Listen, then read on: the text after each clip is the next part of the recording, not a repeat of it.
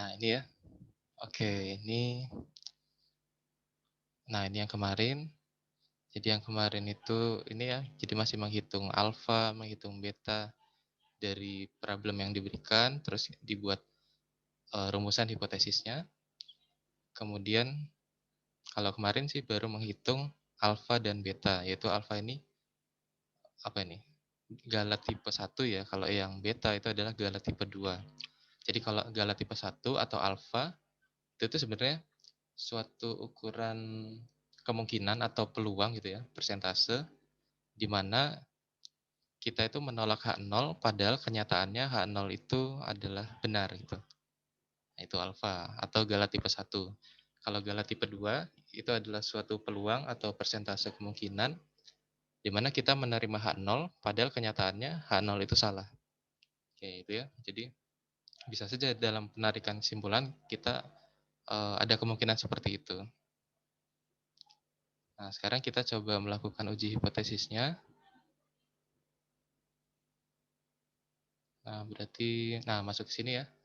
Oke, jadi uji hipotesis itu ada dua jenis, yaitu uji hipotesis satu arah dan uji hipotesis dua arah.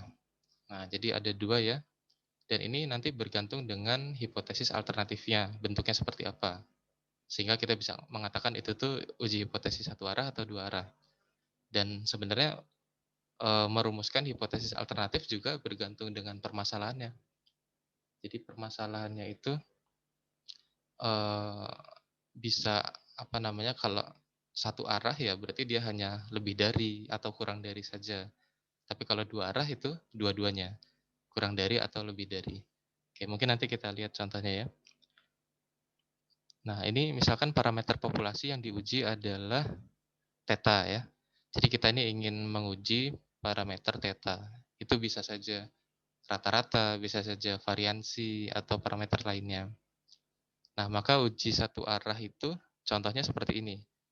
H0 itu bentuknya adalah theta sama dengan suatu nilai gitu ya, suatu nilai theta 0. Ini theta 0 ini adalah suatu nilai bilangan gitu ya, berapa. Ini dinyatakan secara umum dengan theta 0. Nah, jadi H0 ini untuk yang uji satu arah, nah dia itu bentuknya theta sama dengan suatu nilai gitu.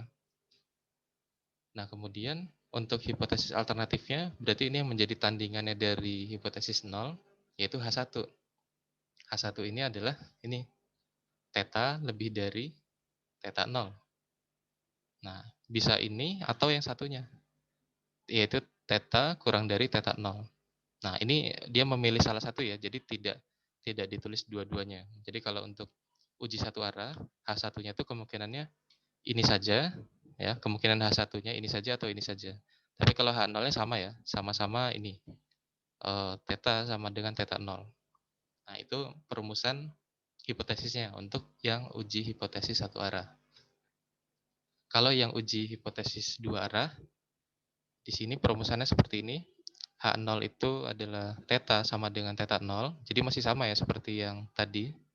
Nah, tapi yang beda adalah hipotesis alternatifnya.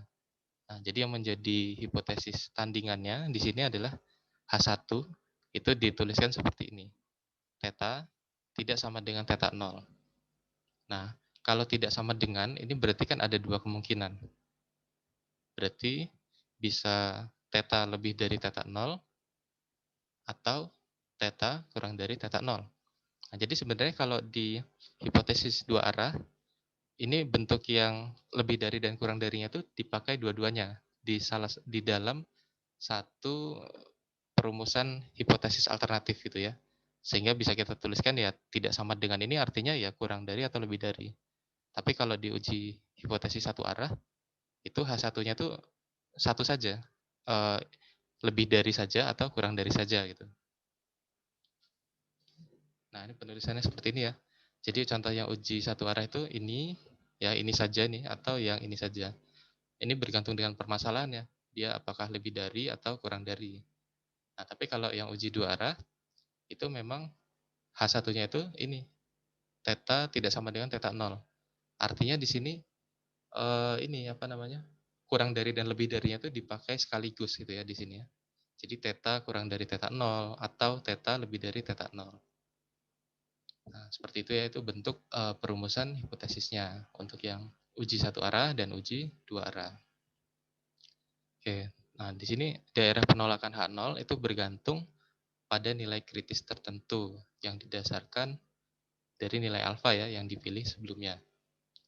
Oke, jadi ini nilai alfa itu berkaitan dengan ini apa namanya tingkat kepercayaan. Nah, kalau tingkat kepercayaannya misalkan 95%, berarti alfanya itu adalah 5%-nya gitu. Jadi kalau alfa di sini dikatakan tingkat signifikansi istilahnya, gitu ya. Nah, seperti ini contoh untuk uji satu arah. Jadi ini ada gambar yang di sebelah kiri dan gambar yang di sebelah kanan. Ini dua-duanya sama-sama untuk pengujian satu arah. Cuman kalau yang di kiri ini dia arahnya yang daerah penolakannya sebelah kiri, tapi kalau yang ini daerah penolakannya sebelah kanan. Nah, kalau dilihat di sini ada informasi apa nih? 1 min alfa. 1 min alfa ini berarti tingkat kepercayaannya berapa persen gitu ya. Nah, nanti alfanya berarti kan yang di sini. Mungkin kita bisa lihat dari bentuk H1-nya dulu. Kalau H0-nya tadi kan sama-sama ya, yaitu theta sama dengan theta 0. Nah, hanya yang membuat bedanya itu di H1. Nah, di sini contohnya H1 itu adalah theta kurang dari theta 0. Nah, theta kurang dari theta 0. Berarti sebenarnya sesuatu yang memenuhi di H1 ini itu adalah yang membuat kita menolak H0 gitu ya. Nah, itu. Jadi kalau sesuatu yang ada di H1 ini berarti gimana nih? Theta yang kurang dari theta 0. Jadi theta itu nilainya kurang dari suatu ukuran yang jadi hipotesisnya gitu ya. Karena di H0 itu kan H0-nya apa? Tetanya itu benar sama dengan theta 0 gitu ya. Nah, berarti kalau di sini kurang dari area arsiran penolakannya itu di sebelah kiri. Nah, makanya dia di sini nih. Yang alfanya itu ada di sebelah kiri. Ini area menolak H0-nya. Nah, yang area menerima H0-nya itu yang di sini ya, di sebelah kanan sini. Oke, nah ini jadi uji satu arah untuk yang kurang dari ya. Jadi nanti kalau misalkan setelah dihitung nilai Z-nya gitu ya, nilai Z-nya ternyata berada di area yang di ini, arsir nilainya. Jadi kurang dari nilai Z hitungnya. Nah, berarti kalau seperti itu artinya kita menolak H0 karena nilai Z hitungnya eh, nilai Z hitung dengan Z tabel itu kan nanti kita bandingkan ya. Jadi Z hitung itu nanti yang lewat perhitungan yang berdasarkan informasi sampel. Kalau Z tabel itu berdasarkan nilai alfa yang diberikan. Jadi misalkan alfanya ini 0,05 gitu ya. Nah, kita tinggal lihat di tabel 0,05 nilai Z-nya berapa. Nah, kalau misalkan dilihat di gambar sini dengan batas ini sebenarnya yang jadi batas ini adalah Z tabelnya gitu ya. Ya, ini Z tabel, nanti Z hitungnya itu letaknya bisa di mana-mana bergantung data sampelnya. Misalkan kalau Z hitungnya itu letaknya di sebelah kirinya, berarti di sini dia akan berada di area penolakan. Artinya dari sampel itu kita bisa menyimpulkan dia menolak si H0 gitu ya. Cukup cukup bukti gitu untuk menolak H0. Nah, dengan tingkat persentase yang tadi tentunya. Oke, seperti itu. Terus ini untuk yang tadi yang sebelah kiri, nah ini yang sebelah kanan. Kalau yang sebelah kanan berarti di sini H1-nya itu lebih dari ya, lebih dari theta 0. Jadi nanti theta 0 itu ukuran nilai yang jadi apa namanya di hipotesis nolnya. Jadi H0 itu theta sama dengan theta 0. Kalau misalkan itu apa dengan data sampel ternyata menolak itu, artinya itu kalau misalkan lewat perhitungan Z-nya itu letaknya di sebelah kanannya Z tabel. Nah, ini Z tabel ini yang tadi ya. Z tabel ini adalah nilai Z yang alfanya ini didapatkan dari ini tingkat kepercayaannya berapa. Terus alfanya kan berarti 100 min tingkat kepercayaannya gitu ya. Nah, jadi dilihat Kalau misalkan Z hitungnya itu di sebelah kanan ya untuk yang ini, berarti kan dia di dalam area penolakan. Nah, artinya dari sampel itu dengan tingkat kepercayaan sekian, dia menolak hipotesis 0, artinya menerima hipotesis 1 gitu. Nah, itu untuk yang uji hipotesis satu arah. Nah, kalau yang dua arah itu seperti ini. Jadi kalau di dalam bahasa Inggrisnya itu satu arah dan dua arah itu disebutnya one tail sama two tail gitu. Jadi satu ekor atau dua ekor. Nah, ekornya ini yang dimaksud adalah ini sih, area yang diarsir ini gitu ya. Nah, ini kan hanya satu kalau ini. Ini juga. Tapi kalau yang ini kan ada dua, sebelah kiri sama sebelah kanan di dalam satu gambar. Oke. Nah, jadi kalau untuk yang ini uji yang diujinya sama sih ya. Jadi H0 apakah sama dengan theta 0? Itu kalau misalkan datanya sampel itu menolak, berarti kan mengarah ke penerimaan H1. H1-nya itu ini, theta tidak sama dengan theta 0. Nah, terus ini nilai Z alpha per 2-nya dapat dari mana? Nah, jadi kan pertama diketahui tingkat kepercayaan yang diinginkan berapa persen. Misalkan 95%. Nah, berarti kan nilai alfanya adalah 5%. Nah, sementara karena di sini dua arah, jadi ini harus kita bagi dua alfanya. Jadi yang 5% tadi dibagi dua, jadinya 2,5% sama 2,5%. Nah, berarti 2,5% itu yang di sebelah kiri, nah 2,5% satunya di sebelah kanan gitu ya. Makanya di sini nilainya Z alfa per 2. Jadi bukan Z alfa kalau yang dua arah. Nah, berarti Z alfa per 2-nya berapa? Ini kan sama dengan Z 0,025 gitu ya. Kan 25%. 2,5%. Jadi itu nilainya dilihat di tabel sehingga nanti kita bisa dapatkan nilai ini Z alfa per 2 sama min Z alfa per 2. Nah, nanti itu akan dibandingkan dengan Z hitung. Nah, kalau Z hitung itu didapatkan dari perhitungan informasi yang ada di sampelnya yang menggunakan X min mu per sigma per akar N itu. Nah, nanti dibandingkan letaknya ada di sini ya atau di area penolakannya ya, bisa di sini, bisa di sini. Kalau dia terletak di area penolakan, artinya data sampel itu cukup bukti gitu ya untuk menolak hipotesis 0. Nah, artinya mengarah ke penerimaan hipotesis satunya gitu. Nah, ini step by step-nya. Jadi langkah-langkah pengujian hipotesis ya. Pertama, tentunya kalian harus pahami permasalahannya dulu. Dari permasalahan itu didapatkan informasi parameternya gitu ya. Terus itu permasalahannya nanti bisa mengarah ke hipotesis yang satu arah atau dua arah gitu. Nah, terus baru merumuskan hipotesisnya. Jadi dirumuskan H0-nya apa, H1-nya apa. Terus di soalnya juga biasanya diberikan ya tingkat signifikansi alfanya berapa. Kalau tidak diberikan ya kita bisa pakai yang umum yaitu alfanya 5% ya. Berarti kalau alfanya 5% dikatakan berarti tingkat kepercayaannya itu 95%. Gitu ya. Atau mungkin yang alfanya 1%. Berarti tingkat kepercayaannya 99%. Nah, setelah itu baru tentukan nilai kritis. Nilai kritis yang dimaksud adalah nilai ini ya, nilai-nilai sininya nih apa nih?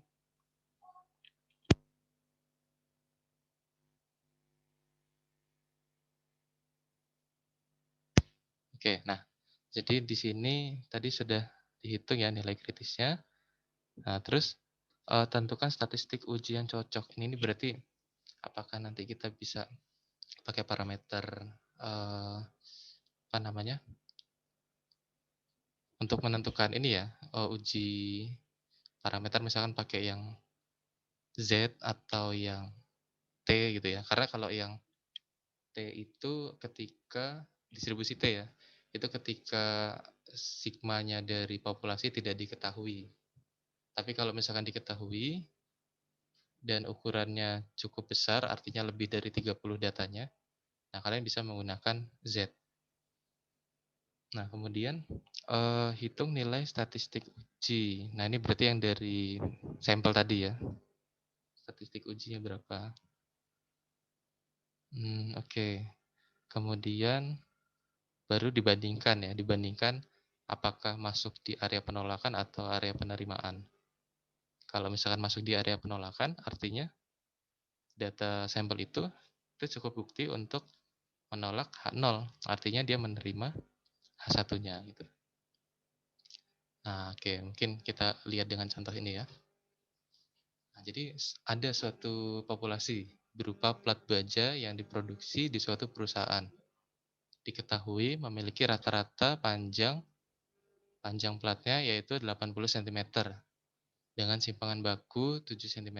Berarti ini sigmanya ya, simpangan baku atau nama lainnya standar deviasi. Nah, tapi ini informasi yang didapatkan pada tahun-tahun sebelumnya ya, pada pengalaman sebelumnya. Nah, kemudian pada 3 tahun selanjutnya, itu teknisi perusahaannya itu ini, dia meragukan hipotesis mengenai rata-rata panjang plat baja tersebut gitu ya. Nah, kan karena sudah lewat 3 tahun ya, jadi dia ingin menguji kembali gitu. Nah, untuk meyakinkan keabsahan hipotesisnya, dia mengambil sampel acak. Mengambil sampel acak sebanyak 100 unit plat baja dari populasi yang ada tadi. Nah, kemudian setelah diambil sampelnya, diperoleh hasil perhitungan. Jadi rata-rata sampelnya ternyata panjangnya itu 83 panjang rata-ratanya. Dan standar deviasinya tetap ya, artinya sama 7 cm juga. Nah, pertanyaannya, apakah ada alasan untuk meragukan bahwa rata-rata panjang plat baja yang dihasilkan perusahaan itu sama dengan 80? Nah, pada tingkat signifikansinya alfa ini 5%. Artinya ini tingkat kepercayaannya 95% ya. Oke, sebenarnya dari kata-kata ini maksudnya apa nih? Apakah ada alasan untuk meragukan bahwa meragukan ini berarti kita ingin mengarah ke penolakan gitu ya, penolakan argumennya. Nah, jadi di sini dikatakan apakah data yang ada itu tuh bisa menolak si H0-nya. H0-nya itu apa? H0-nya itu yang ini, berarti mengatakan bahwa rata-ratanya itu adalah 80 cm gitu. Nah, jadi apakah data yang dia punya itu bisa menolak bahwa rata-ratanya itu adalah 80 cm? Jadi artinya kan dia ingin mengatakan, ingin membuktikan rata-rata panjang plat bajanya itu bukan segini gitu. Jadi bukan 80 cm. Karena dia memiliki informasi ini gitu. Nah itu, kira-kira bisa nggak data ini cukup untuk menolak hipotesis nol ini dengan tingkat kepercayaan 95% gitu. Nah itu pertanyaannya di situ. Nah jadi pertama kita lihat dulu. Tadi permasalahannya itu tentang uji hipotesis ini satu arah atau dua arah. Nah, karena di sini pertanyaannya kan apa di sini? Apakah bisa menolak kalau misalkan dia itu sama dengan 80? Artinya ini sebenarnya uji hipotesisnya dua arah gitu ya. Jadi dia bisa menolaknya itu ketika dia bisa membuktikan bahwa di rata-ratanya itu lebih dari atau kurang dari gitu ya. Jadi bisa lebih dari, bisa kurang dari dalam satu rumusan hipotesis alternatif. Nah, artinya dia jenis uji yang dua arah. Nah, jadi kalau misalkan nanti ternyata mu nolnya itu tidak sama dengan 80, nah berarti kan ini menolak si ini gitu ya, menolak hipotesis nolnya. Nah, jadi kita menggunakan uji hipotesis yang dua arah. Nah, kemudian kita rumuskan rumusan hipotesisnya seperti apa. Berarti H0-nya tadi itu adalah mu 0 sama dengan 80. Nah, jadi ini hipotesis nolnya yang akan coba kita ini ya, kita apa namanya? Nanti akan kita tolak gitu ya. Bisa nggak ya dari data yang ada menolak ini gitu. Sehingga nanti bisa mengarah ke penerimaan hipotesis alternatif, yaitu mu nolnya tidak sama dengan 80. Oke, nah jadi kita coba setelah merumuskan ini, uji yang dilakukan adalah uji 2 arah. Oke, dengan tingkat signifikansinya alfa 5%. Ini karena diketahui di soal tadi ya. Kalau misalkan yang diketahuinya tingkat kepercayaan 5%, ya berarti kalian tingkat kepercayaan 95%, nah berarti kalian bisa menghitung alfanya. 100% dikurangi tingkat kepercayaan, yaitu adalah nilai alfa, tingkat signifikansi. Nah, kemudian tentukan nilai kritisnya. Nah, ini nilai kritis tadi yang bisa disebut juga Z tabel ya dari nilai alfa yang diberikan. Jadi nilainya karena ujinya 2 arah, kita perlu mencari Z alfa per 2. Karena ada sebelah kiri, ada sebelah kanan ya, dibagi 2 gitu. Nah, di sini kan 0,05 alfanya. Kalau dibagi 2 jadinya 0,025. Nah, jadi kita tinggal mencari nilai dari Z ini, lihat di tabel ya. Nah, jadi setelah lihat di tabel, nanti bisa didapatkan nilainya itu segini, 1,96. Nah, jadi ini adalah Z 0,025.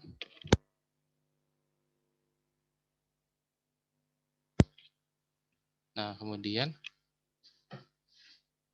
lihat ukuran sampelnya, karena tadi ukuran sampelnya adalah 100 ya, diketahui ya. Nih, sampel acak diambil 100 unit.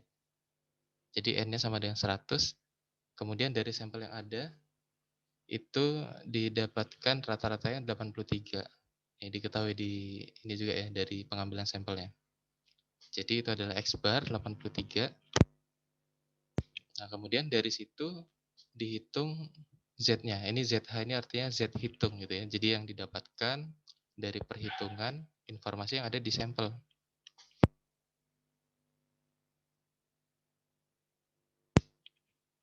Nah, itu. Jadi kita hitungnya lewat sini. Z hitung sama dengan X bar min mu dibagi sigma per akar N. Nah, X barnya kan ini 83.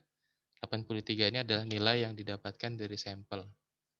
Misalkan kalau tidak diketahui langsung ya, X barnya berapa, tapi yang diketahui adalah data-data di sampelnya, berarti kalian harus menghitung sendiri nilai X barnya berapa.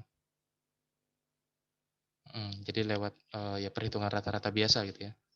Tapi di sini kan sudah langsung diberikan ya, rata-ratanya sekian. Jadi seperti itu. Terus mu-nya adalah 80. Ini karena yang tadi ya, yang di hipotesisnya ini mu-nya sama dengan 80 di sini. Kan kita ingin coba menghitung Z-nya.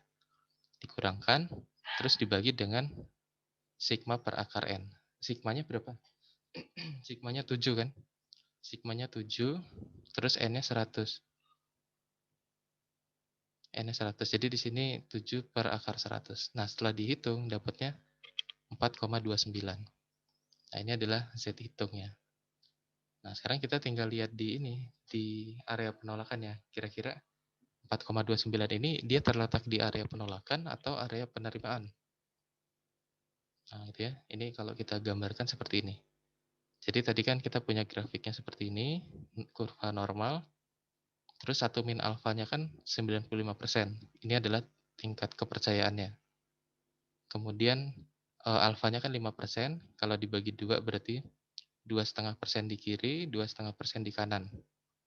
Nah, yang jadi batas-batas ini itu adalah Z tabelnya tadi ya, yang Z 0,025 sama min Z 0,025. Nah, jadi di sini tuh nilainya 1,96, di sini nilainya min 1,96.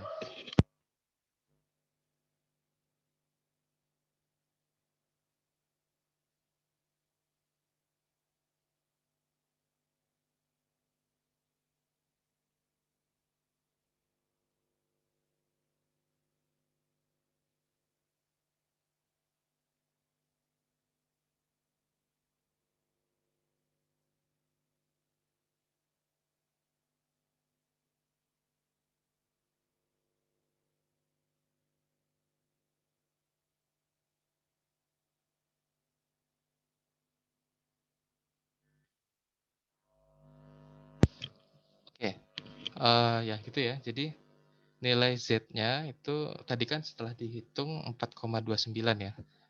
Berarti dia itu terletaknya di sebelah sini. Karena ini kan 1,96, ini min 1,96. Nah, di sini 4,29-nya di sebelah sini. Nah, berarti dia terletaknya di area penolakan. Z hitungnya di sini ya. Nah, berarti kalau begitu kita bisa menyimpulkan hipotesis 0 itu bisa ditolak ya dengan data yang kita punya tadi. Nah, artinya kalau kita punya sampel tadi 100 data, terus memiliki rata-rata sampelnya itu 83, itu bisa dikatakan menolak informasi bahwa rata-rata populasinya itu 80. Artinya memang tidak sama dengan 80 rata-rata populasinya. Tapi dengan tingkat kepercayaan itu tadi ya, 95%. Nah, seperti itu.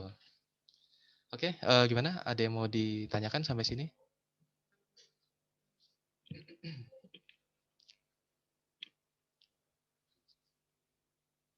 Atau sudah cukup jelas?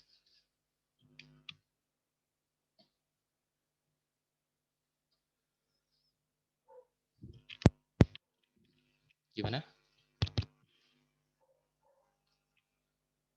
Ya, jadi ini yang tadi yang 2 arah ya. Kalau yang 1 arah nanti ada contohnya lagi.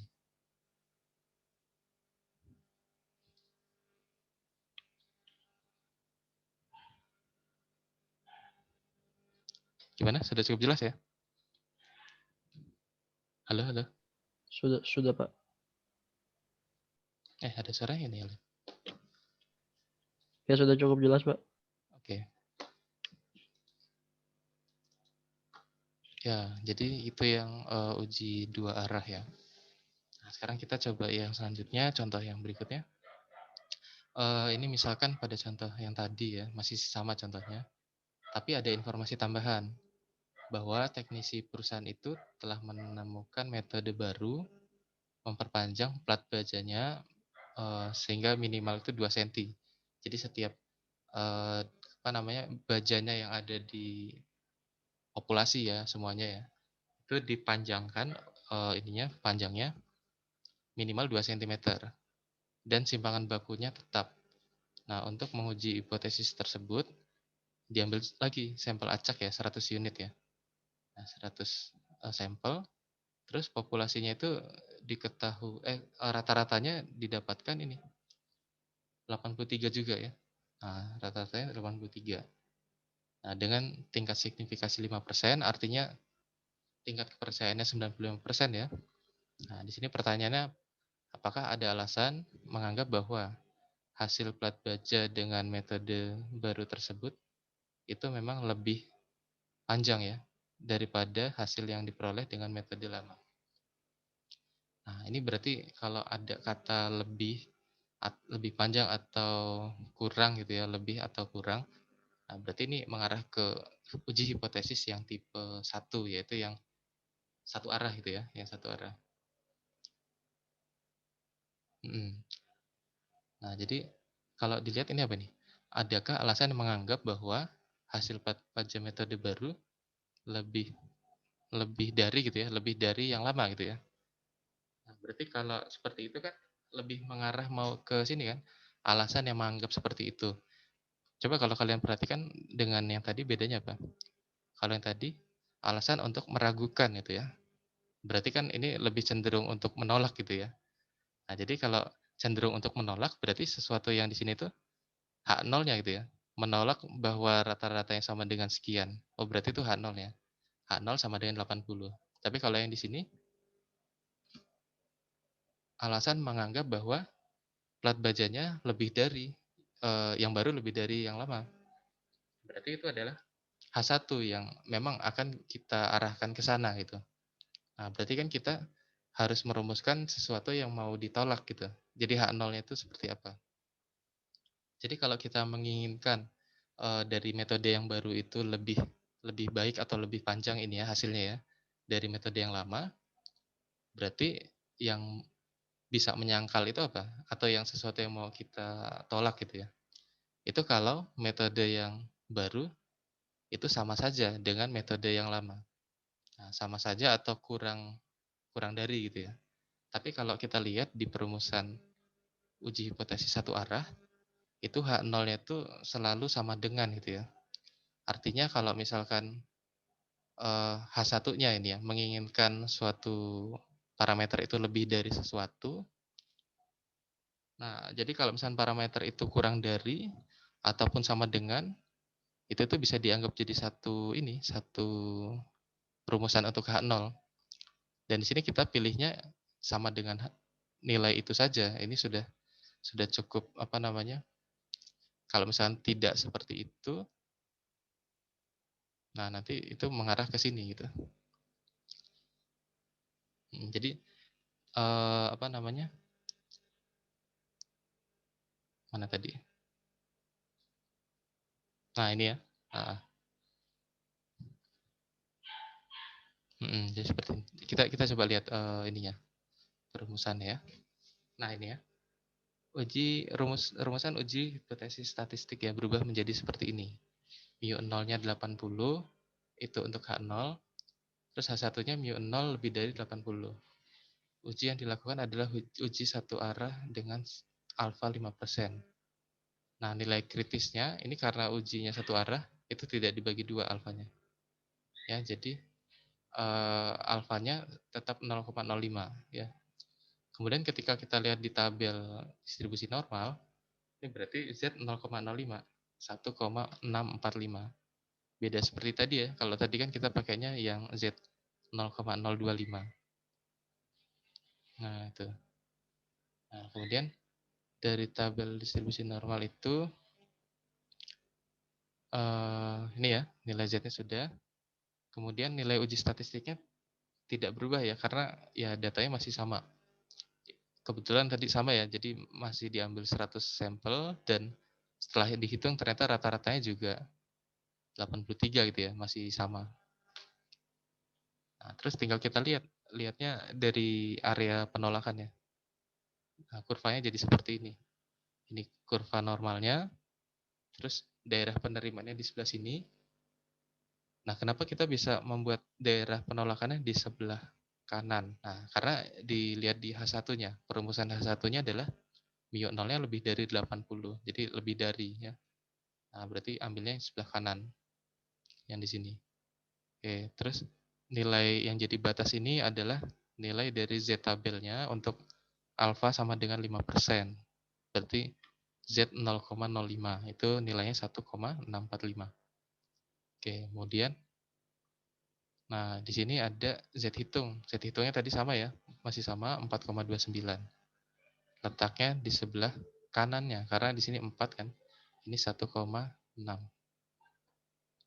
Nah, jadi karena Z hitung letaknya ada di sebelah sini, ini berarti berada di dalam area penolakan. Ya, berarti eh, ini kita bisa mengatakan ini hipotesis nolnya itu ditolak gitu ya. Nah, artinya memang ini metode yang baru tadi yang membuat platnya itu lebih panjang itu menghasilkan nilai rata-ratanya itu benar kalau lebih dari 80 karena yang ininya ditolak tadi. Ya, seperti itu ya. Dan kenapa kita bisa yakin dia lebih dari gitu ya? Kenapa nggak kurang dari? Kenapa kira-kira? Karena ini tadi nih, setiap plat baja yang ada di populasi itu kan ditambah ya panjangnya itu 2 cm ya. Nah, tentunya karena ditambah, jadi kan semua nilai panjang itu bertambah. Jadi nggak mungkin kurang dari gitu kan, nggak mungkin kurang dari. Tinggal permasalahannya itu apakah masih sama atau ini. Tapi informasi itu juga kita dapatkan dari berdasarkan ini ya, sampel ya. Nah, seperti itu ya. Oke, jadi ini bisa disimpulkan dengan metode yang baru itu ternyata rata-rata panjang dari platnya itu lebih dari 80 cm. Oke ya, seperti itu ya. Itu untuk yang lebih dari. Nanti kalian bisa coba untuk permasalahan lain yang kurang dari ya. Berarti kalau areanya yang kurang dari, ini yang sebelah kiri. Alfanya yang di sebelah kiri. Kalau misalkan di sini Z-nya itu mana tadi? Yang di sebelah kiri. Nah, kalau yang di sebelah kanan ini kan area yang di sininya itu plus ya? Sorry, maksudnya nilai Z-nya itu plus. Karena di sini kan 0. Berarti ini plus dari Z alfa. Tapi kalau misalkan areanya di sebelah kiri, area penolakannya, berarti di sini nilainya minus. Minus dari Z alfa berapa di sini? Gitu. Oke ya, seperti itu. Oke, ada yang mau ditanyakan sampai sini? Silakan.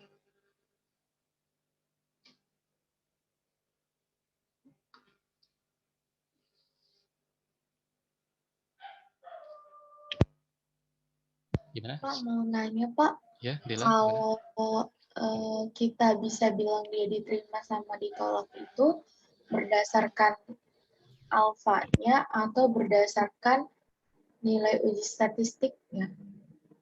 Oke. Nah, jadi kita bisa mengatakan H0 itu diterima atau tidak, itu dilihatnya dari ini, dari Z hitungnya. Nah, coba Z hitung itu tadi ngitungnya gimana? Z hitung itu ngitungnya lewat sini kan? Nih yang ini nih. X min mu per sigma per akar N gitu ya. X-nya itu adalah nilai rata-rata di sampel, mu-nya itu adalah ini nilai rata-rata populasi yang jadi di apa? Hipotesisnya di sini.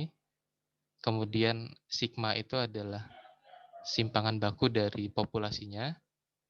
Terus akar N itu adalah ukuran sampelnya. Nah, ini kan Z hitung ya. Kita punya nilai Z hitung. Nah, itu akan kita bandingkan dengan Z alpha. Z alpha atau Z alpha per 2. Itu tergantung jenis dari ujinya. Nah, jadi alfanya memang bergantung juga. Bergantung untuk penentuan diterima atau ditolaknya H0. Nah, kapan kita menggunakan Z alpha, kapan menggunakan Z alpha per 2, itu tergantung jenis uji hipotesisnya. Misalkan kalau uji hipotesisnya dua arah, seperti yang di sini, nah berarti kita pakainya Z alpha per 2. Karena area penolakannya itu ada di sini, ada di sini. Jadi memang baiknya sih, kalian nanti menggambar kurvanya seperti ini, supaya kalian kelihatan jelas. Oh, di sini area penerimaannya. Terus ini area penolakan, alfa per 2, ini alfa per 2. Nah, terus batas-batas ini dan ini itu adalah Z alfa per 2, yang ini berarti ya. Kalau ini berarti min Z alfa per 2. Kenapa min? Karena dia letaknya di sebelah kiri. Jadi nilai Z ketika di tengah sini kan 0 ya. Dan ini simetri. Jadi kalau misalkan di sini kalian dapatnya 1,96, berarti ini minusnya. Minus 1,96. Nah, setelah kalian buat gini, tadi kan sudah menghitung Z-nya kan. Z hitungnya berapa? ZH. Nah, itu dilihat. ZH ini kalau di garis bilangan ini posisinya ada di mana dia? Nah, tentunya dia letaknya di sebelah kanannya ini kan 1,96. Karena di sini nilai Z-nya 4 nih, ZH-nya 4,29 di sini kan. Nah, artinya dia berada di area penolakan yang di sini. Nah, karena nanti bisa saja kalian dalam menghitung nilai ZH-nya ternyata nilainya 0,5 misalkan. Berarti letaknya itu di sini. Kalau letaknya di sini berarti kita tidak bisa menolak H0. Tapi ya kata-kata tidak bisa menolak H0 itu artinya belum tentu menerima H0-nya sih sebenarnya. Karena di dalam pengujian ini nih kita memang diarahkan untuk menolak H0 sehingga mengarah ke penerimaan H1 gitu. Nah, jadi seperti itu. Kemudian kalau misalkan Z hitungnya nilainya ternyata di sini minus 5 misalkan ya. Minus 5 berarti ya ini di sebelah kiri sini artinya masuk di daerah penolakan. Jadi bisa saja daerah penolakannya itu letaknya si zeta itu bisa tidak harus di sini gitu ya, bisa aja di sini gitu. Tergantung nanti kalian menghitungnya gimana, menghitung ini nih perhitungan yang di sini. Oke, gitu Dela ya. Gimana?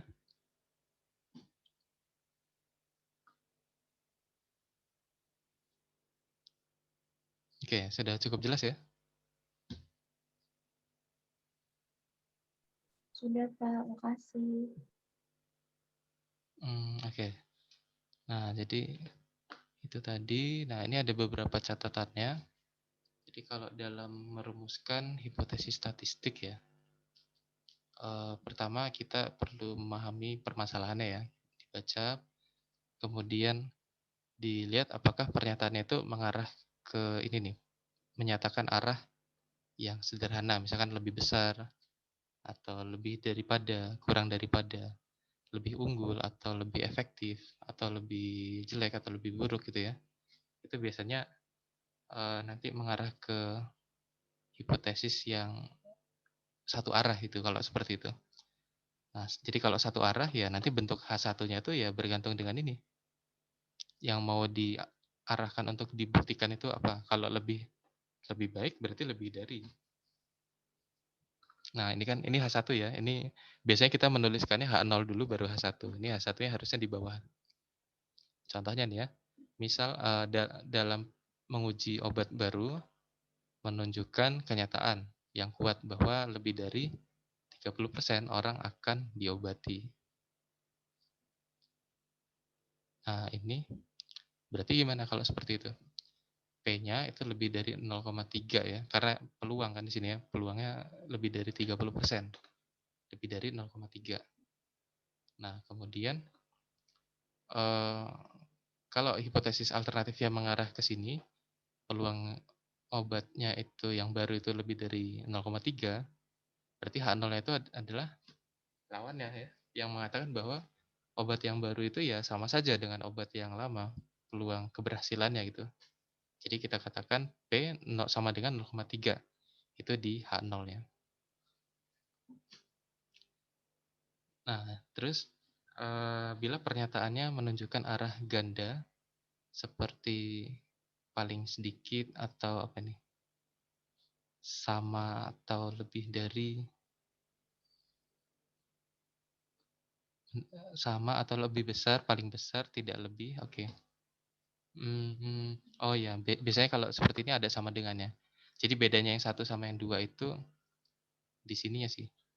Di sini kan tadi tidak ada sama dengan ya, lebih dari saja. Tapi untuk contoh yang ini kalau misalkan paling sedikit, berarti kan itu lebih dari sama dengan.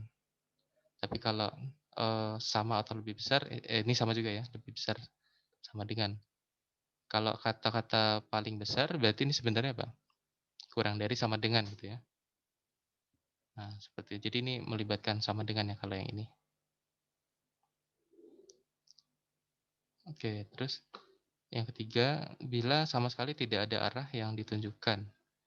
Nah, jadi sebenarnya tidak ada arah itu bisa kurang dari ataupun lebih dari di dalam satu kemungkinan hipotesisnya gitu ya. Berarti dalam hal ini H1-nya itu bisa menggunakan notasi ini tidak sama dengan.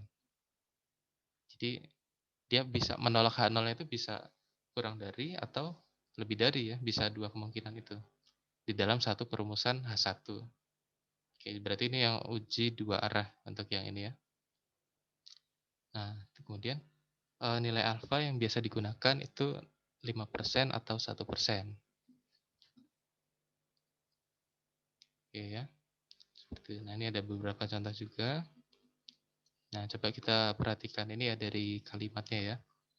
Suatu pabrik rokok tertentu ya menyatakan bahwa rata-rata kadar nikotin di rokoknya itu tidak melebihi 2,5 miligram. Nah, ini berarti gimana? Tidak melebihi ya. Berarti kalau tidak melebihi itu apa itu? Kurang dari sama dengan gitu ya. Tidak melebihi itu kurang dari sama dengan. Nah, jadi pernyataan tadi seharusnya hanya akan ditolak bila mu-nya apa? Ya lebih dari 2,5 gitu ya. Jadi di sini apa namanya? Ini adalah sesuatu yang mau ditolaknya ya kalau begitu ya di sini ya. Oke, jadi kita buat mu-nya di sini 2,5. Mu sama dengan 2,5. Nah, tapi kalau misalkan bisa lebih dari itu, mu-nya lebih dari 2,5, berarti kan itu menolak dari pernyataan ini.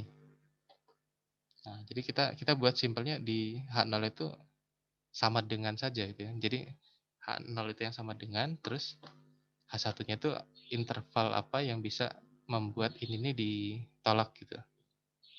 Soalnya kalau misalkan ini kurang dari, itu berarti tidak menolak si H0-nya. Karena kalau tidak melebihi itu kan masih termasuk kurang dari kan ya. Nah, makanya di sini H1-nya itu interval yang membuat menolak H0 ya, itu ya pakai pakai yang lebih dari ya, pakai yang lebih dari. Nah, di sini karena hipotesis 0 selalu dinyatakan sebagai nilai parameter tunggal ya. Jadi hipotesis 0 itu memang selalu dinyatakan dalam parameter nilai tunggal. Jadi ya mu sama dengan berapa gitu, nilainya sekian. Jadi tidak dalam interval. Nah, berarti ini mu sama dengan 2,5 untuk H0 dan mu lebih dari 2,5 untuk H1. Oke. Hipotesis 0 ini memakai tanda sama dengan ya, tapi tanda ini mencakup semua nilai yang tidak dicakup oleh hipotesis tandingan. Oke, ya, jadi di sini nih meskipun ditulisnya itu sama dengan, tapi dia itu sebenarnya bisa mewakili yang kurang dari juga. Karena yang kurang dari 2,5 itu kan tidak tercakup di sini ya. Nah, itu. Jadi kalau misalkan ternyata dibuktikan bahwa mu-nya itu ternyata lebih dari 2,5, itu bisa kita simpulkan dia menolak si ini H0-nya. Oke, kemudian karena itu penerimaan H0 tidak berarti mu tepat sama dengan gitu ya. Seperti itu ya. Jadi ini yang membuat kita mengatakan tadi kalau penerimaan H0 itu sebenarnya tidak benar-benar menerima nilai mu-nya sekian.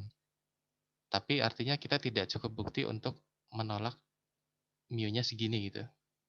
Nah, tapi kalau misalkan kita dapatkan ternyata mu-nya itu lebih dari 2,5, misalkan mu-nya nanti berdasarkan perhitungan ya tadi ya, ternyata menolak gitu ya. Misalkan ya nyatanya misalkan mu-nya 3 gitu ya. Nah, berarti kan kita bisa mengatakan dia ini ditolak gitu pernyataan H0-nya. Jadi yang termasuk yang kurang dari itu juga ditolak. Karena kita dapatkan ternyata lebih dari gitu. Oke, seperti itu ya, itu untuk perumusannya. Oh, di sini dia tidak ada perhitungannya ya. Oh iya, di sini karena tidak diketahui pengambilan sampelnya. Kalau misalkan nanti di contoh 5 ini ada pengambilan sampelnya, terus rata-ratanya berapa, kemudian nilai alfanya berapa, nah ini kamu nanti bisa melakukan pengujiannya ya, menghitung Z-nya tadi, seperti ini. Jadi di sini nih, contoh yang ini hanya merumuskan ininya saja, hipotesisnya. Nah, ini juga gitu, ini merumuskan hipotesisnya. Suatu perumahan menyatakan bahwa 60% dari rumah tinggal yang dibangun memakai bahan batu alam. Oke. Untuk menguji pernyataan itu, maka suatu sampel besar rumah oke.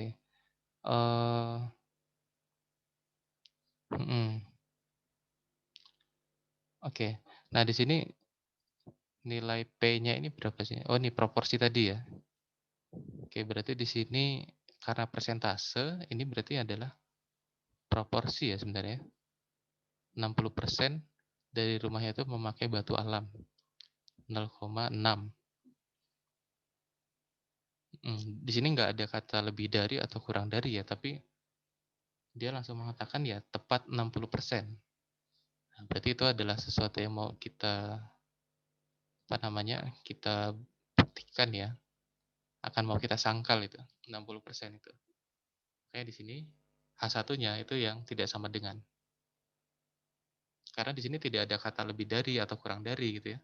Jadi dia mengarahkan kita untuk menggunakan uji hipotesis yang dua arah. Jadi H0-nya ini, H1-nya ini. Oke, oh ya, di sini juga tidak ada sampelnya, jadi contoh yang ini hanya untuk memodelkan atau merumuskan hipotesisnya saja ini ya. Nah, ini beberapa ada contohnya lagi. Oke, mungkin nanti ini bisa kalian coba ya. Nih. Oh, ini ada perhitungannya juga. Nah, mungkin saya ke sini aja nih. Jadi kalau misalkan di populasi itu tidak diketahui variansinya atau simpangan bakunya, ya kita bisa menggunakan ini, bisa menggunakan distribusi T ya. Nah, distribusi T. Karena kalau di distribusi Z yang tadi itu harus ada informasi simpangan baku populasi. Nah, sehingga di sini bedanya apa? Di sini adanya S. S ini adalah simpangan baku di sampel. Nah, jadi S ini didapatkan dengan ya menghitung dari sampel itu simpangan bakunya berapa. Tapi kalau yang sigma tadi yang ada di sini, ini adalah simpangan baku populasi. Tentunya ini didapatkan dari ya pengalaman sebelumnya atau informasi yang diklaim gitu. Jadi di sini bukan dari perhitungan biasanya kalau di Z sini ya. Nah, jadi kalau misalkan tidak diketahui simpangan baku populasi, kita bisa menggunakan S nih sebagai simpangan baku sampel ya. Berarti untuk distribusinya itu tidak pakai Z tapi pakai T.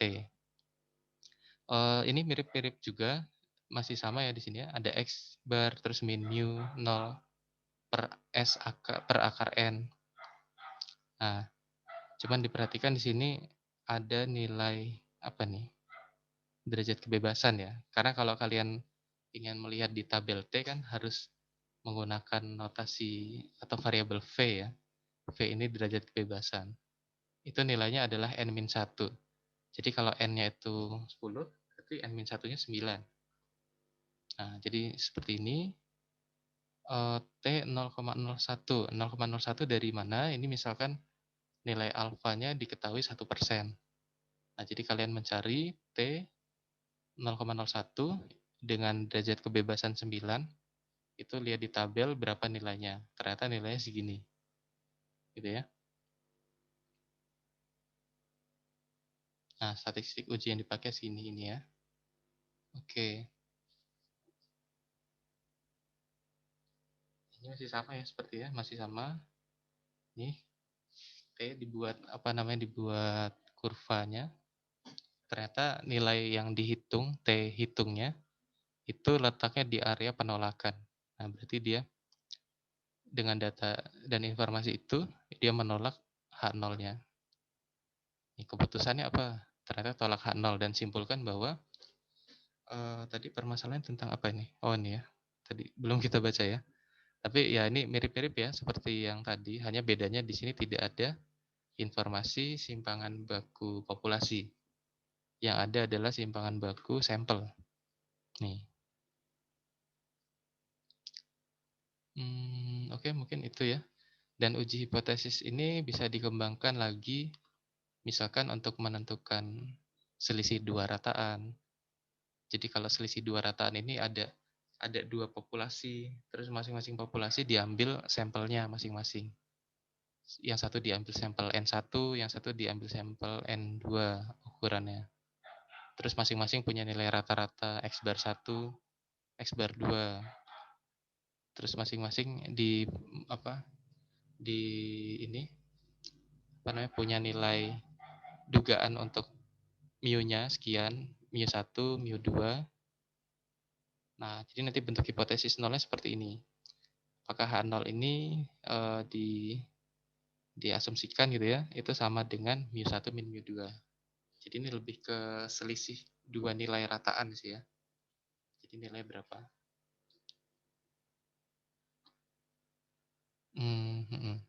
Ini harusnya ini sih. H0 itu bentuknya seperti ini harusnya. H0 titik 2, titik 2 itu biasanya kan notasi ininya ya tadi ya. Nih. Nah, ini harusnya mu1 min mu2 sama dengan berapa gitu. Harusnya seperti itu nih. Yang di sini ya. Terus baru yang di bawahnya mu1 min mu2 lebih dari berapa atau kurang dari berapa atau tidak sama dengan berapa. Sebenarnya sama saja seperti yang tadi, hanya bedanya kalau yang selisih dua rataan itu di sebelah sininya itu ada mu1 min mu2-nya. Bedanya itu aja. Oke, mungkin seperti itu ya. Mungkin kita contoh satu deh. Contoh satu dari dari buku. Buku ini ada nggak ya? Buku Walpole ya. Atau sambil ada yang mau bertanya silakan.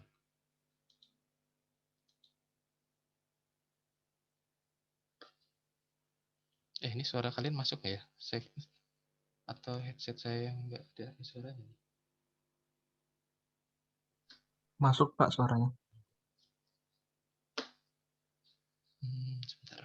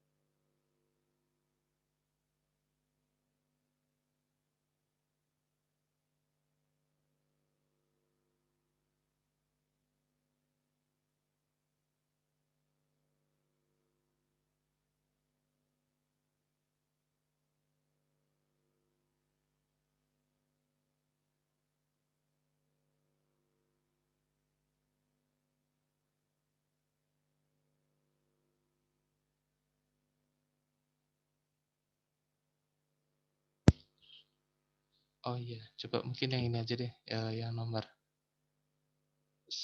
20 ya. 10.20 nih, coba dikerjakan. Nah, nanti yang bisa ini ya, ditampilkan ya.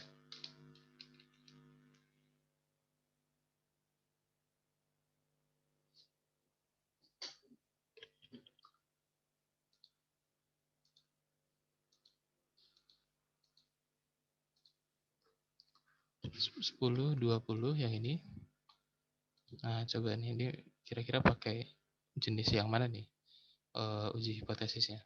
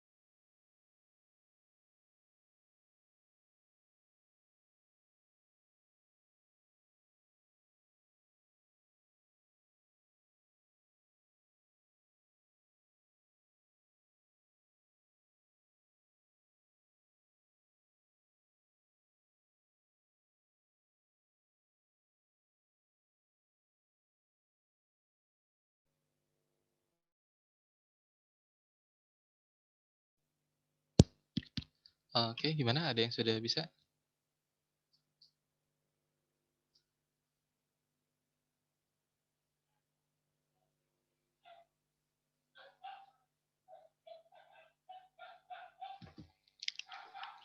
Masih dikerjain, Pak.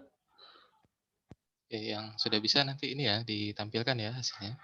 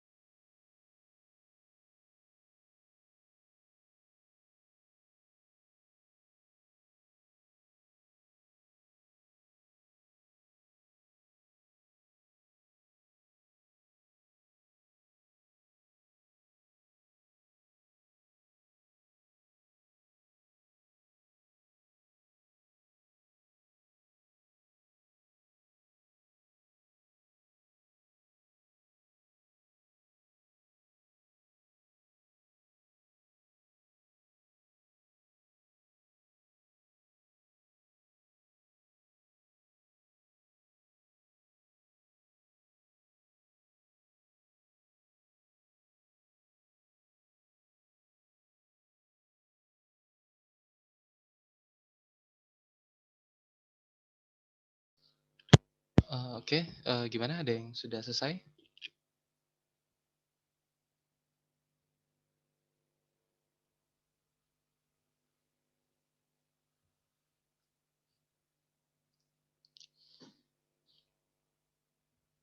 Halo, halo.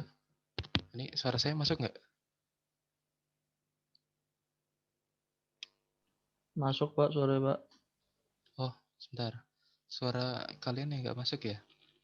Ini sebentar, headset saya kayaknya bermasalah nih. Tadi Costa sepertinya bilang sesuatu. Masuk suaranya, Pak. Oh, masuk ya? Oh, ini suara Iya. kalian yang nggak masuk di saya nih. Oke. Ya, siapa yang sudah selesai nih? Yang udah nomor 10, 20.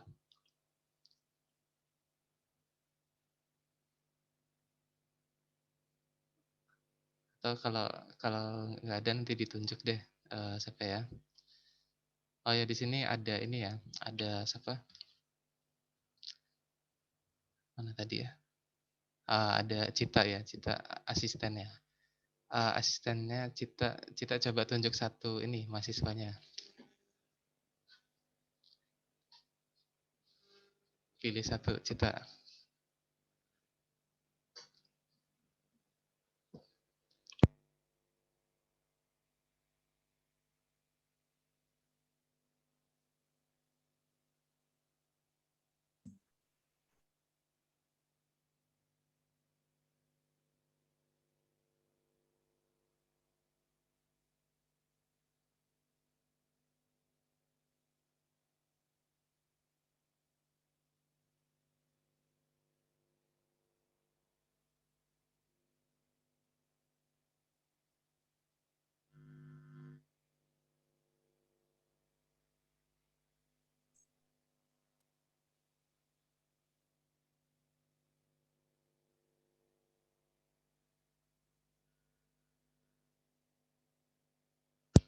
Sebentar, saya ganti headset dulu, ini sepertinya bermasalah.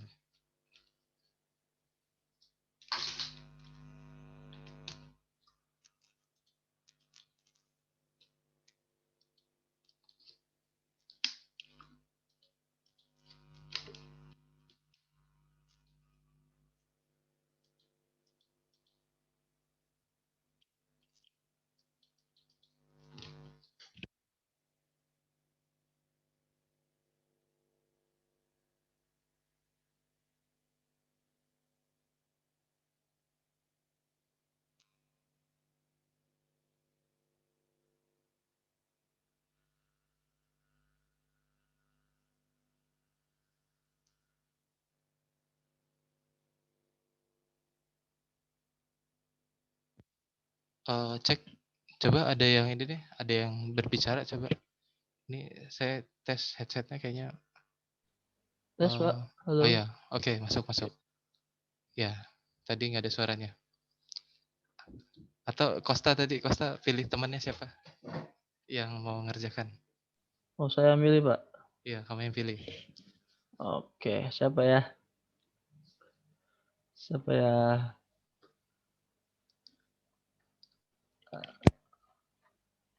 Dela mungkin, Pak. Oke, ya udah, Dela coba.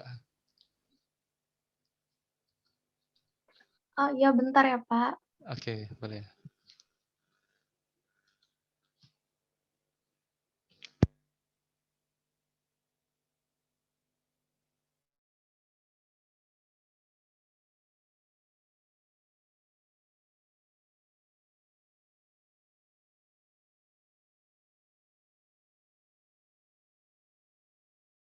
Pak, ini acak-acakan nggak apa-apa Pak? Apa saya tulis ulang dulu bentar? Ya nggak apa-apa, kan udah ada keterangan ya. Jadi nilai N-nya berapa gitu ya. Terus rata-ratanya berapa.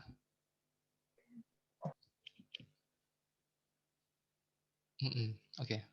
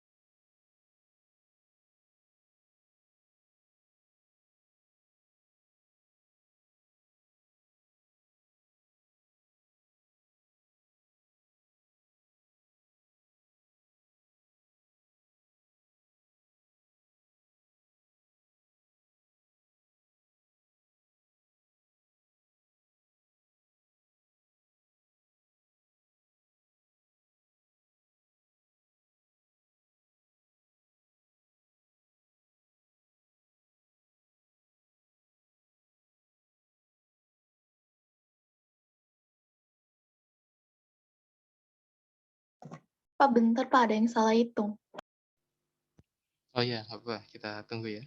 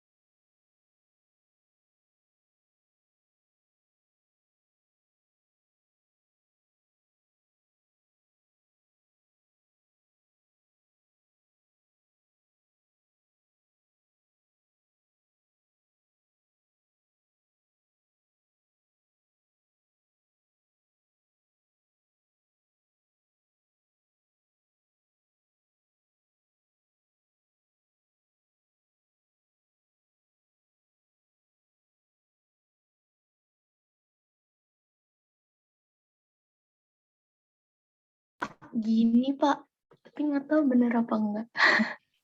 Oke, nah gimana nih?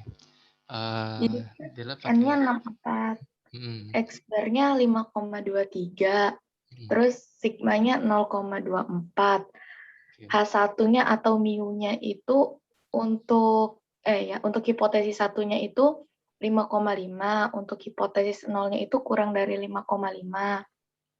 Terus tingkat kepercayaannya itu 0,05 atau sama dengan 1,960.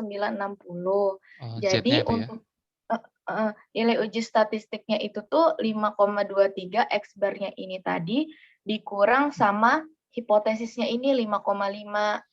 Terus dibagi 0,24 sigmanya ini dibagi akar dari 64. Ini kan 8. Dibagi 0,24 itu dia 0,03. Terus ini dibagi ini. Oh, salah, Deng. Ini harusnya min 9, Pak. Minus Duh. ya harusnya. Oh iya, Minus oke. berarti H0-nya diterima. Oh, Hanal diterima ya? Iya, karena kan Oh, dia lebih kecil berarti, Pak, daripada 1,96 kan dia minus. Ini ujinya yang satu arah ya, Dela ya? Satu arah, Pak. Kalau Oh, dua arah kan dia tidak sama dengan. Di soalnya memang itu ya, menggunakan yang dua arah ya. Oh iya betul. Udah dikasih tahu ya di soalnya ya. Heeh. Oke, berarti Salah. Jadi betul. Kalau misalkan minus ya, diterima ya berarti H0-nya Iya, atau diterima, Pak, soalnya dia heeh, minus. minus ya. Oke. Ya, sip kalau gitu. Oh ya, Dela itu di situ di penulisannya di situ kan alfa sama dengan 0,05. Hmm. Nah, mungkin baiknya menuliskannya Z alfa sama dengan 1,96. Karena kalau misalkan di situ kan kelihatannya sama ya, 1,96 sama 0,05. Oh iya, Pak. Jadi nanti pakai Z alfa sama dengan 1,96. Terus untuk mempermudahkan melihat area penolakannya jatuh di mana, mungkin nanti menggunakan diagram gitu ya pada saat kalian nanti mengerjakan. Grafik ya, Pak? Digambar juga, Iya, Pak? grafiknya, sorry. Grafiknya kira-kira aja ya, grafik normal terus areanya di mana gitu. Oke, Oke, Pak. Dela seperti itu. Sip. Nah, seperti Pak. itu ya. Iya. Oke, nah jadi seperti itu untuk contohnya ya. Nah, ini tadi kebetulan di soalnya udah langsung diberikan ya, apa namanya, hipotesis alternatifnya seperti apa gitu. Oke. Ya, mungkin yang lainnya nanti silakan kalian coba masing-masing ya. Khususnya nanti kalian terapkan di tugas besar ya, tugas besar kalian. Jadi nanti kalian di tugas besar kan mengumpulkan data sebagai sampelnya, terus kalian menghitung rata-rata sampel, lalu kalian gunakan untuk menentukan rata-rata di populasinya nanti gimana gitu ya. Berarti kalian buat aja klaim gitu. Jadi kalian punya asumsi rata-rata di populasinya sekian. Itu jadi H0-nya gitu. Nah, terus dari berdasarkan rata-rata sampel itu kalian gunakan untuk diuji gitu ya. Apakah hipotesis nolnya tadi diterima atau ditolak. Jadi klaim yang kalian buat tadi diterima atau ditolak. Kemudian kalau berkaitan dengan simpangan baku populasi, kalau misalkan dari datanya tidak tersedia ya simpangan baku populasinya, ya berarti kalian menggunakan yang distribusi T. Nah, jadi kalau distribusi T, kalian bisa menggunakan simpangan baku sampel. Jadi kalian harus menghitung S-nya dulu kalau seperti itu. Nah, menghitung S-nya. Oke, kemudian untuk tingkat signifikansinya diberikan ya 5% atau 1%. Oke, mungkin seperti itu ya untuk materi tentang uji hipotesis ini. Sebenarnya ada lanjut lagi yang varian, tapi mungkin kita batasi sampai yang ini saja ya, yang rata-rata saja deh. Oke, sampai sini ada yang mau ditanyakan dulu?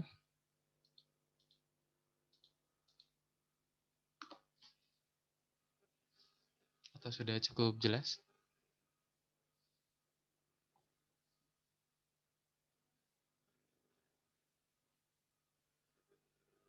Halo? Saya sudah, Pak. Sudah ya? Oke. Oke, sebenarnya materi untuk hipotesisnya cukup sampai sini ya. Jadi tinggal ada satu materi lagi yang berkaitan dengan apa itu namanya regresi linear sederhana, tapi kita bahas minggu depan saja ya. Oke, jadi minggu ini kalian bisa apa, fokus liburan dulu mungkin ya. Jadi materinya sampai sini dulu. Oke, mungkin sampai sini. Kalau dari asisten nanti mau menambahkan silakan. Oke, ya jadi sementara itu ya untuk yang uji hipotesis sampai sini. Silakan kameranya dinyalakan semua.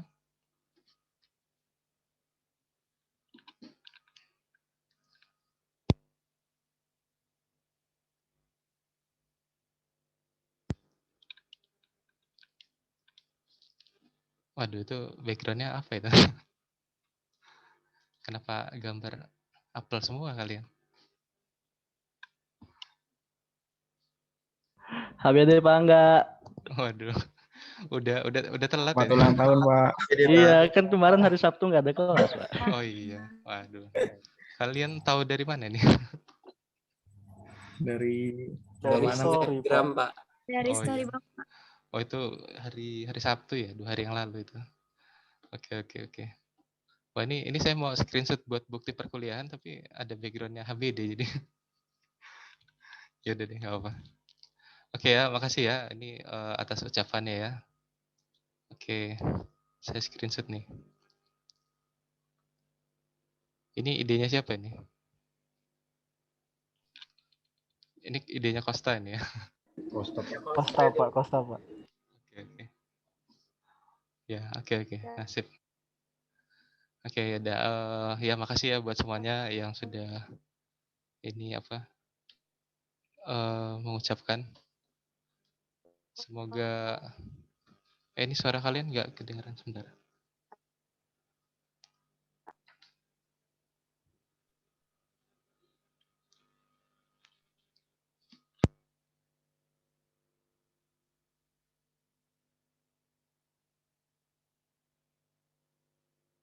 Oke.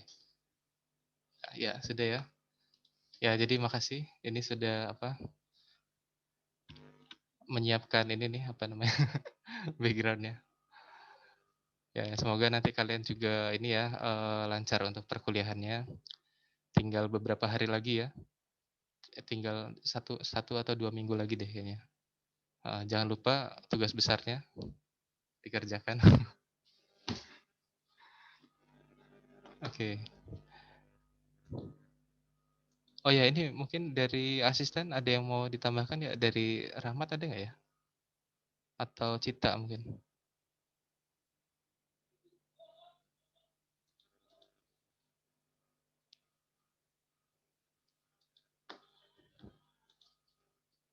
Oh, lagi tidak ada ya? Oke deh. Atau ada yang mau ditanyakan ya terkait tugas besarnya? Silakan kalau ada yang mau ditanyakan.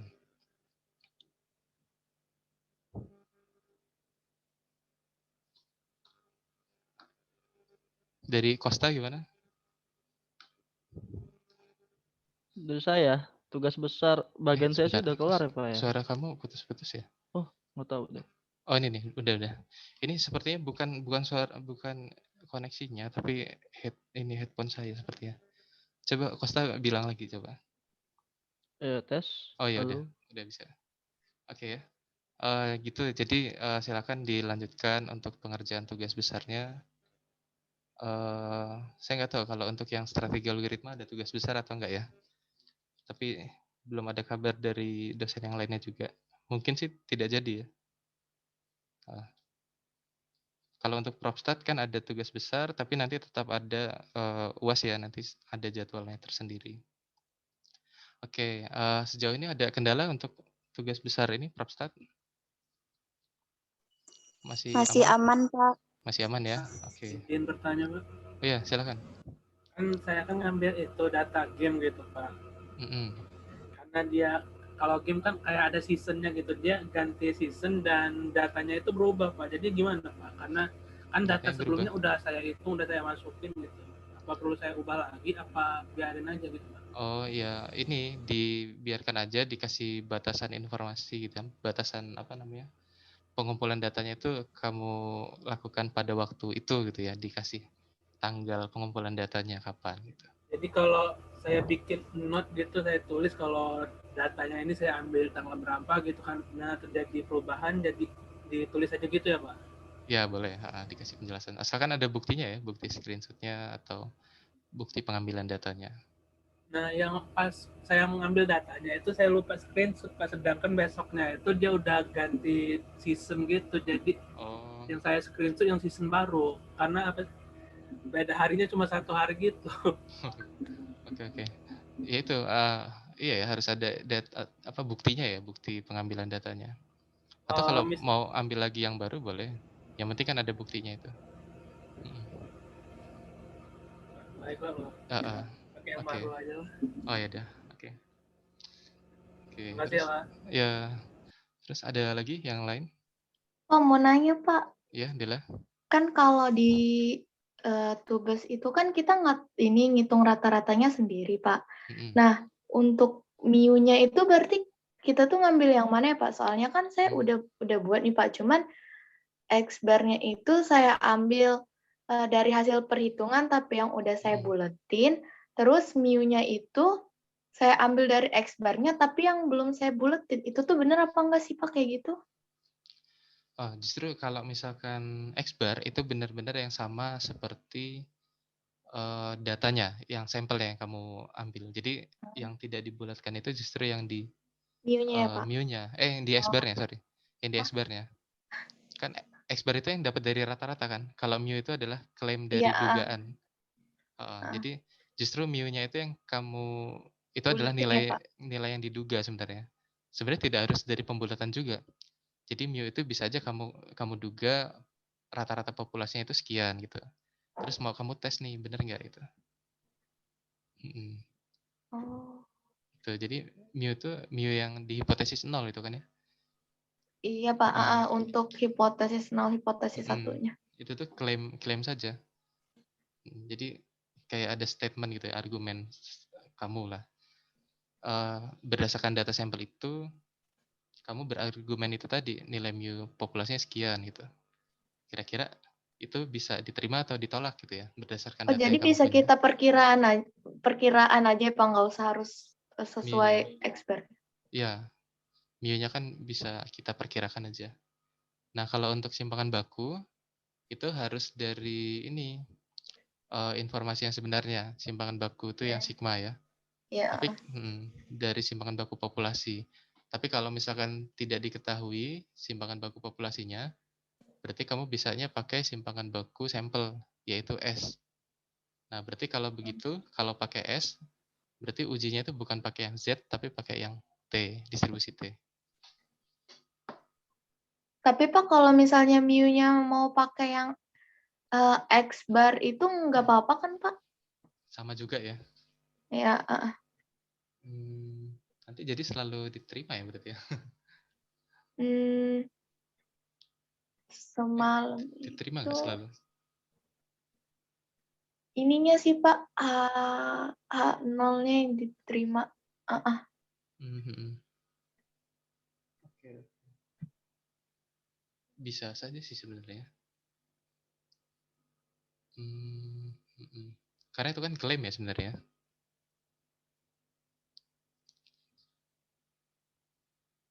Iya. Oke, mungkin seperti itu. Oke, makasih, Pak. Untuk yang ketiga itu kan tentang ini ya, regresi linear ya. Itu nanti minggu depan deh. Kan kalian masih lama juga kan pengumpulannya tanggal berapa? 28 ya? Masih lama, jadi masih sempat nanti. Mungkin mengumpulkan datanya dulu aja sementara. Oke, seperti itu ya. Tadi ini sudah saya screenshot. Ada lagi yang mau ditanyakan?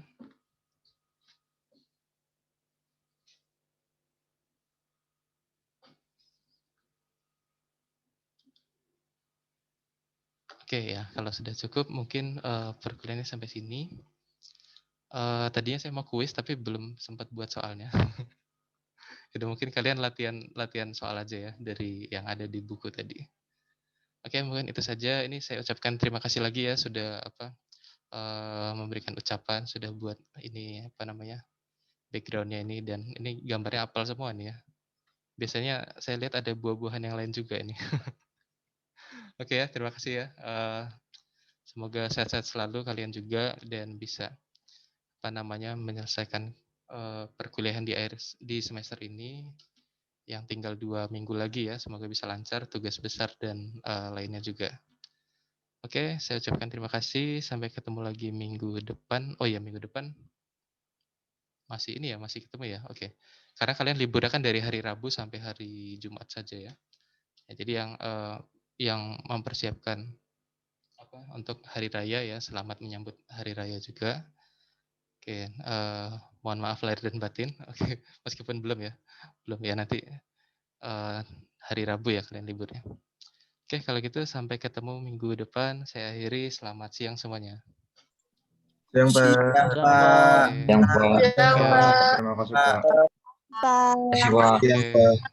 Makasih, Pak. Ditunggu, Pak. Terima kasih, Pak. Oke.